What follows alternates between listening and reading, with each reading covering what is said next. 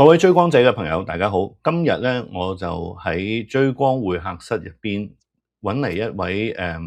嘉賓，咁佢叫 Joyce，佢係一位喺美國生活緊嘅香港嘅青年人啦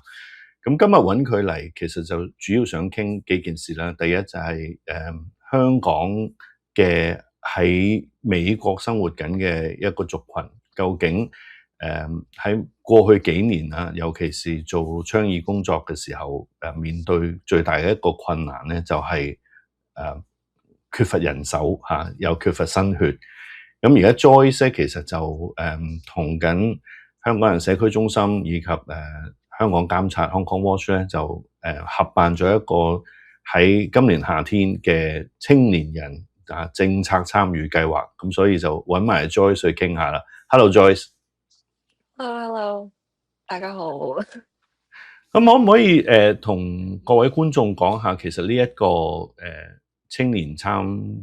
與政策計劃啊嚇，佢本來即係佢成件事係一個點樣嘅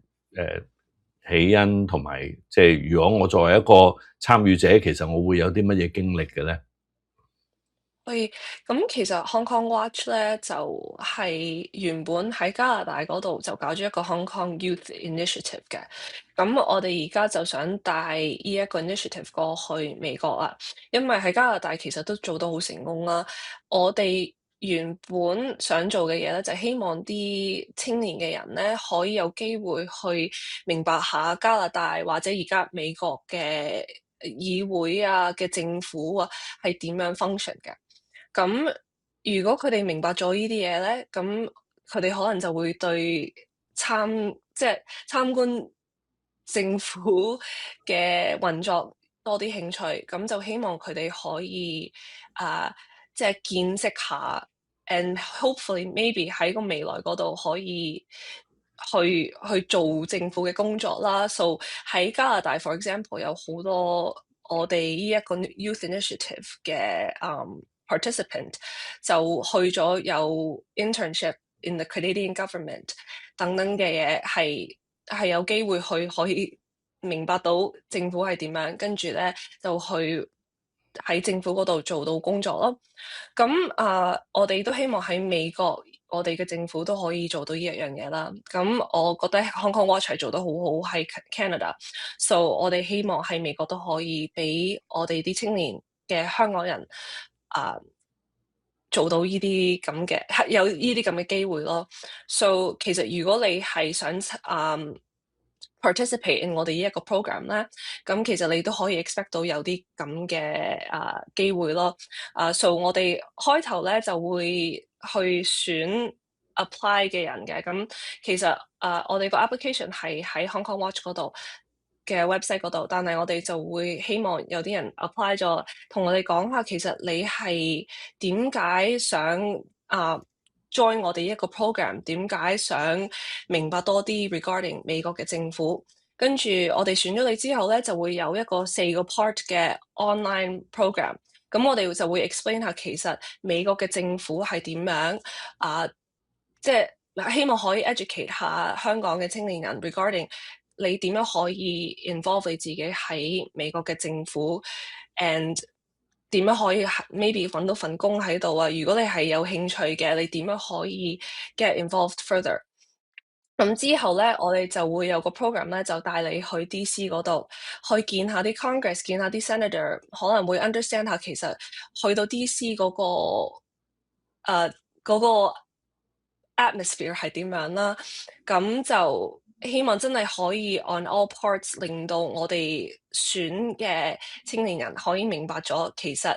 喺我哋美國嘅政府做嘢係點樣 and 係一個好好嘅 educational opportunity 咯。咁其實如果你可以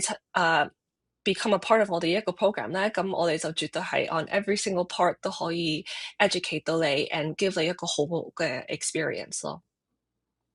其實即係我聽你頭先解釋咧，即係呢個計劃其實係一個即係學習同埋了解美國嘅即係成個政府即係美國政府就三權分立啦。咁我諗主要我哋其實而家講嘅就係立法機關嘅嗰一部分嘅運作，同埋點樣去即係其實入邊有好多工作機會，但係你如果作為一個新鮮人係嘛，大學啱啱畢業或者可能係暑假，你要去揾呢啲工作，其實而家我時時都話，即係你一定都要有少少相關嘅經驗先得㗎。咁所以其實個重點就係有志投身喺美國呢一個政府嘅呢個行業啊，即係公共事務又好，美國嘅真係立法機關其實請好多嗰啲，例如立法會議員嘅助理啦嚇，佢哋嘅可能地區嘅助理啦。嗱，我自己其實咧有一樣嘢，Joyce唔知我細個其實第一份畢業嘅工作咧，就係喺香港做立法會議員助理嘅。而我點解會喺香港立法會做議員助理咧？就因為我當年臨畢業之前嘅 summer 嘅 internship 咧，就喺加拿大喺 Ottawa 做 summer interns。咁當年其實就係1997年嘅 federal election，咁我就喺加拿大做選舉。其實嗰條路我自己行過嘅。咁即係當然而家就係老人家啦嚇。咁一代接一代嘅香港年青人，其實如果你話要更加多參與公共事務，其實未必一定去到最後話要去為香港人抗爭，你可以係為香港喺美國生活緊嘅人去發聲，去爭取各種嘅即係我哋應有嘅空間啊、自由啊，或者各種主張。加拿大亦如是，英國我哋亦都見到開始有啲香港人參政啦，澳洲亦都有啦。咁其實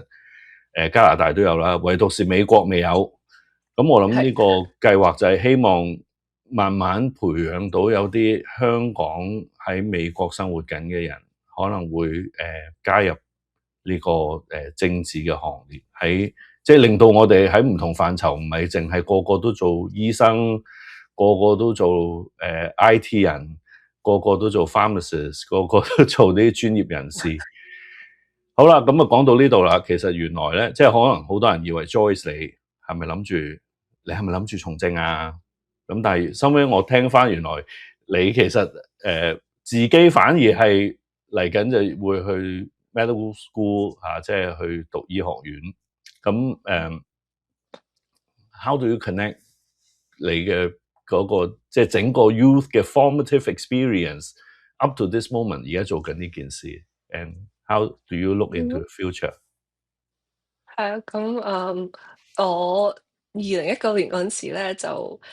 係第一，即係我講翻我自己係其實喺美國出世嘅，咁所以即係2019年嗰陣時咧，我就開始喺紐約嗰度搞咗好多唔同嘅 event 啦，跟住即係喺香港，即係喺紐約咧都好多香港人嘅，咁我都好希望可以俾一個地方我哋香港人可以發聲音啦。咁趕至2019年之後咧，咁我哋搞嗰啲 event，我不嬲都係諗住希望有一個地方俾我哋即係落街喺度俾啲紐約人知道，其實香港而家發生緊咩事，同埋即係注意下我哋一個問題啊。希望你可以同你啲 Congress 或者 Senator 講下，其實我都好留意香港呢件事，我希望你可以 support 下香港嘅 democracy。咁我嗰陣時其實冇諗過做政治嘅 lobbying 啊等等嘅嘢，我冇諗過自己可以去見識到其實 politics 係點樣，特別係美國嘅 politics 啦。咁我係有一個好 special 嘅機會，嗰陣時我就加入咗一個會。咁喺嗰個會咧，我就識咗好多唔同嘅 Congress Senators，甚至見埋阿 Pompeo 啦，嗰陣時係 Secretary of State。咁喺呢一個機會嗰陣時咧，我就開始 realize 咗，我其實係應該學下美國嘅 political 嘅 atmosphere educate 下自己 on 其實美國嘅 politics 係點樣。咁我去讀大學嗰陣時咧，我當然係有去讀 biology 嘅，但係 at the same time 我去咗讀 political science。咁我喺呢一段時間一路都係想做醫生嘅，咁所以我到今時今日都係想做醫生。But 我學識咗咧，就係其實無論你係做邊一行，其實如果你住得喺美國嘅，我哋個 political values 係好 strong 嘅，doesn't matter 你係企喺邊一邊，或者你係中間都 OK。其實我哋美國好希望你無論係做咩行都好，你可以發聲音去俾人知道，其實呢一個 issue 係對我好重要。咁香港人如是啦，所以我畢咗業之後咧，我都好希望做一個醫生係可以 politically involved 嘅。咁所以我一路落去，我都會希望可以幫到 Hong Kong Watch，希望可以一路為香港人發聲音。因為我覺得 even as 一個醫生，有一個 political value 都係好重要㗎。咁所以無論做咩行業有咩年青嘅人係想做咩，或者你即係雖然可能我大學嗰陣時唔係特別係 specifically 去做咗political 嘅 intern 等等嘅嘢，我都可以參觀到and understand 到其實美國嘅 politics 係點樣。咁所以我 long story short 咧，就 even though 我係真係想做醫生，我覺得無論你係做咩行業都好，你都可以明白到美國嘅 politics 係點樣，同埋你可以去 get involved in 美國嘅 politics 咯。好啦，嗱，我諗另外一個問題，可能如果聽到呢一度，亦都有興趣，亦都喺美國生活緊嘅年青人，佢第一，即係呢個 program 有冇啲乜嘢即係 requirements？好多時啲人都話，咁我合唔合資格啊？例如年齡啊，我而家係咪一定要讀緊某啲科啊？咁好似你頭先咁講，應該就科目就唔係一個限制啦。咁問題就係有冇年齡限制啦？咁同埋佢例如呢件事會喺 DC 發生啦。咁如果例如我住喺 Seattle 嘅，我住喺Bay Area 嘅，甚至乎可能我住 Texas 嘅，咁好啦。咁我去到 DC 有冇地方住㗎？即係究竟個 program 有啲咩包㗎？我想報名應該要點做啊？So 第一，我哋係冇 specific 嘅限制嘅。咁其實我哋希望個個都可以，如果你有興趣嘅，你絕對係應該 apply。我其實個 application 都唔係好長啦。咁如果你有啲時間，你有興趣，我絕對會 recommend 你 apply 去試下，因為其實係冇年齡限制，冇 location 嘅限制。你住喺美國邊度，總之你係有興趣嘅，我哋都希望你可以即係試下咯。But regarding 我哋即係我哋個 program in general 咧，係第一係會係上網嘅。咁所以我哋有4個 part before 我哋去 DC。咁嗰4個 part 咧，就好似我頭先咁樣講過咧，係希望可以教我哋呢個 program 嘅參加者其實美國嘅政府係點樣啊？你有咩係需要知道 before 你去到 DC 同啲議員講嘅？咁我哋去到 DC 嗰陣時咧，係會 provide 到好多嘅 experience 俾你啦。但係我覺得係 apply 咗先，我哋就會再同你講下，其實我哋會 include 啲咩啊，有啲咩 opportunity 俾到你等等嘅嘢。但係 in general to 回答你個問題咧，就係其實冇 restriction 嘅我哋。咁報名方法咧就當然係喺 Hong Kong Watch 嘅 website 啦，頭先有講過。咁我哋亦都會將嗰個連結咧就擺喺我哋嘅下邊嘅 description 同埋上邊嗰個嘅 card 嗰度。咁所以有興趣嘅朋友就可以喺嗰個連結喺嗰條 link 嗰度咧就揾到相關嘅資料啊。咁當然啦，睇緊呢個節目嘅未必個個都係後生仔啦。咁當然如果你自己睇到你有興趣嘅，當然最好啦。但係最後做個少少呼籲啦，即係如果你係知道有啲乜嘢朋友係佢可能有興趣嘅，佢而家你識得嘅，佢喺美國生活緊，佢希望佢自己未來嘅即係職業嘅發展咧，可能都會同各種唔一定係要參政嘅。咁有陣時你可以做我哋所謂嘅 staffer 啦，即係議員助理，咁都係一份工嚟㗎。或者係想可能喂我政治游說工作，咁又唔一定係你可以，其實我時時都講，我知道我喺 DC 呢度做咧，呢個係一個大嘅行業嚟嘅，科技公司啦，保險公司啦、醫療公司請好多呢啲人。其實本來呢個就係一個行業嚟嘅，所以我哋只係希望有更加多香港嘅年青人知道有呢一個職業嘅即係出路，未必係幫香港人都得㗎。咁當然幫香港人就更好啦。咁所以有興趣嘅朋友就可以 through 我頭先講嘅渠道就聯絡 Hong Kong Watch 聯絡 Joyce 咁然之後至少上嗰4堂免費嘅 online course 都好啊，係咪？即係而家大家返學又話要俾錢，有人免費俾你啦，咁你點解唔去睇下咧？咁好啦，今日嘅即係 interview，我哋就不如暫告一段落啦。好多謝 Joyce 嘅時間啦，咁亦都即係睇下 Summer 會唔會有機會 meet up 下啦。如果你哋喺度嘅時候，好唔好啊？好。